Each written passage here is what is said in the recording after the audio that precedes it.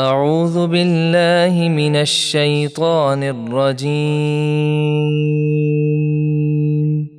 میں پناہ مانگتا ہوں اللہ کی شیطان مردود سے۔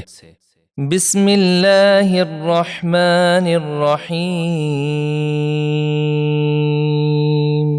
اللہ کے نام سے شروع جو نہایت مہربان بے حد رحم فرمانے والا۔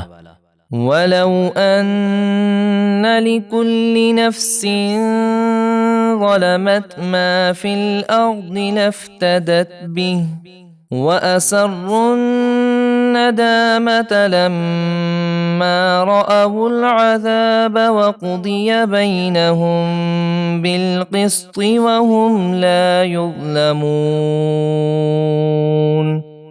اور اگر ہر ظالم شخص جو کچھ زمین میں ہے سب کا مالک ہوتا تو ضرور عذاب سے اپنی جان چھڑانے کے بدلے میں قیامت کے دن سب کچھ دے دیتا، اور جب ظالم عذاب دیکھیں گے تو دل ہی دل میں پچھتائیں گے، اور ان میں انصاف کے ساتھ فیصلہ کر دیا جائے گا اور ان پر ظلم نہ ہوگا۔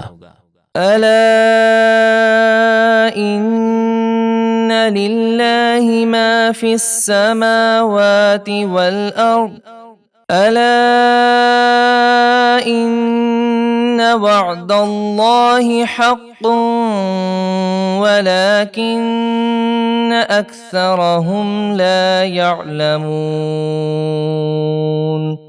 سن لو، بے شک اللہ ہی کا ہے جو کچھ آسمانوں اور زمینوں میں ہے۔ سن لو، بے شک اللہ کا وعدہ سچا ہے، لیکن ان میں اکثر لوگ نہیں جانتے۔ هو يحيي ويميت وإليه ترجعون۔ وہ زندہ کرتا اور موت دیتا ہے اور تم اسی کی طرف لوٹائے جاؤ گے۔ يا أيها الناس قد جاءتكم موعظة من ربكم وشفاء لما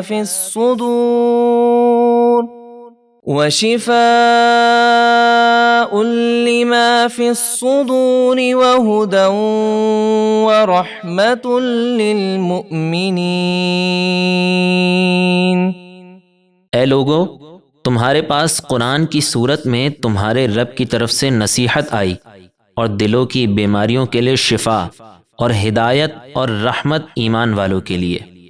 قل بفضل اللہ وبرحمتہ فبذلک فلیفرحوا هو خیر مما یجمعون۔